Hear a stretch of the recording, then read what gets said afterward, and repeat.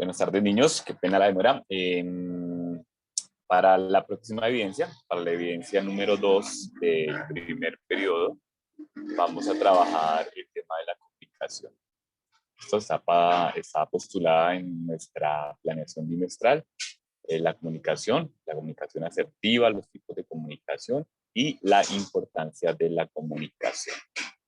Entonces, les voy a compartir acá una pequeña presentación. Recuerden que este video es introductorio. Sigue siendo muy importante la asistencia a la clase para la explicación. Por encima, entonces les voy a hacer una pequeña introducción a esto que es la segunda evidencia de la clase de ética. Tipos de comunicación. ¿Por qué? Porque esto no está en español, porque no está en lenguaje, porque no está en oralidad. ¿Y por qué sí está en ética o por qué también está en ética? Está en ética porque la comunicación es un proceso fundamental para la comprensión del otro, del que yo tengo enfrente mío, ¿sí? A veces creemos nosotros que comunicación se limita netamente a la oralidad y en una menor medida a la parte escrita, pero no hay nada más lejos de la realidad. Nosotros nos comunicamos constantemente con muchos tipos de comunicación e incluso que dejan de lado a la comunicación oral o a la comunicación escrita, que sería la comunicación verbal propiamente dicha. ¿Por qué es importante la comunicación para las relaciones sociales? Porque necesitamos comprender qué está pensando o qué está diciendo el otro que está enfrente mío, cuál es su parecer, cuál es su sentir.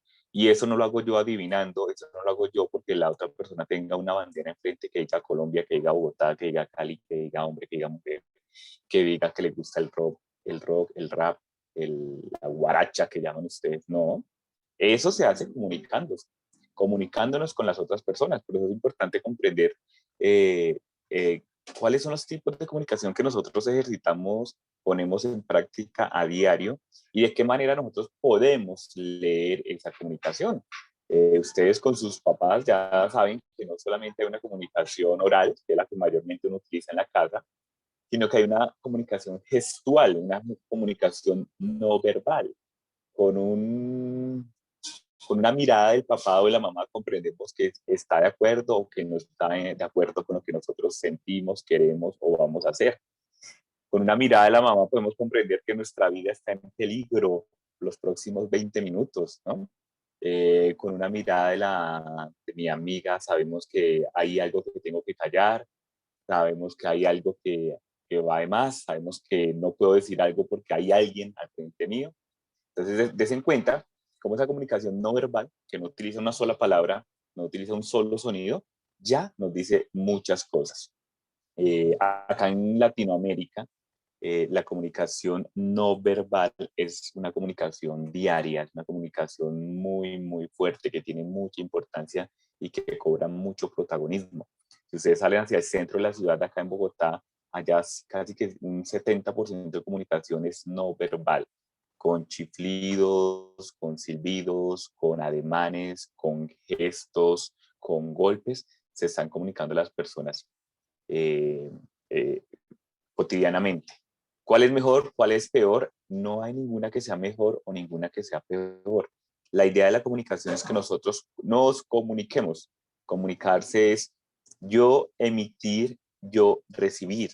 ¿Sí? O sea, yo emito mi sentir, mi parecer, mi opinión, mi deseo sobre algo y al mismo tiempo debo yo entender lo que la otra persona entiende, comprende, siente, desea sobre esa cosa o ese momento en particular. Eso, eso hace que la sociedad pueda fluir, que la sociedad no se contradiga en sí misma, que mientras unos van para un lado, los otros van para el otro lado. No, la comunicación permite que todos entendamos el porqué de una decisión, el porqué de una acción, el porqué de una opinión, ¿sí? El porqué de una reforma, etcétera, etcétera, etcétera. Esto es lo que vamos a ver entonces en esta segunda evidencia. Entonces, como les venía contando, tenemos comunicación verbal que se define como toda aquella que utiliza palabras tanto escritas como pronunciadas, ¿sí? Y dentro de esa comunicación verbal tenemos la comunicación oral, que es todo lo que nosotros hablamos a diario, y tenemos la comunicación estricta, que es mucho más exigente que la oral, que es mucho más académica, pero que a veces tiene unos inconvenientes porque no permite un diálogo con la persona que lo está leyendo. Lo que está escrito, escrito está allá.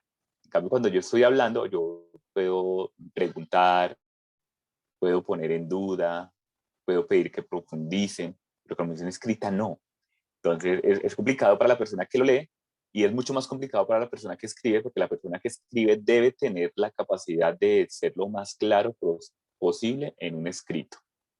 Eso es lo que sería la comunicación verbal.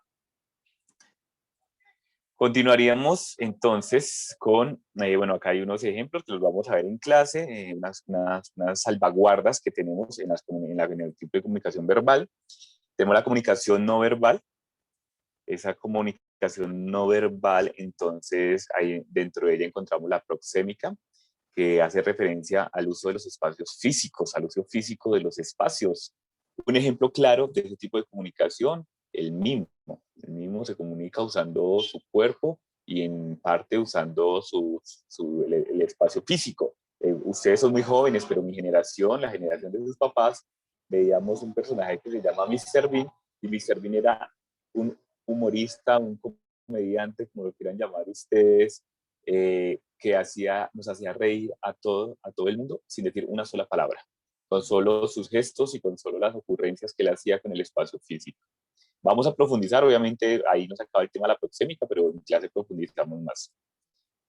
El movimiento corporal, como lo venía diciendo, los gestos, los ademanes, la postura, que eso va a ser importante en las empresas, las contrataciones. Uno mira una postura que tiene una persona y se da cuenta si está dispuesto al trabajo, si está aburrido, si está inseguro, si está adelantado o atrasado a la temática, bueno, etcétera.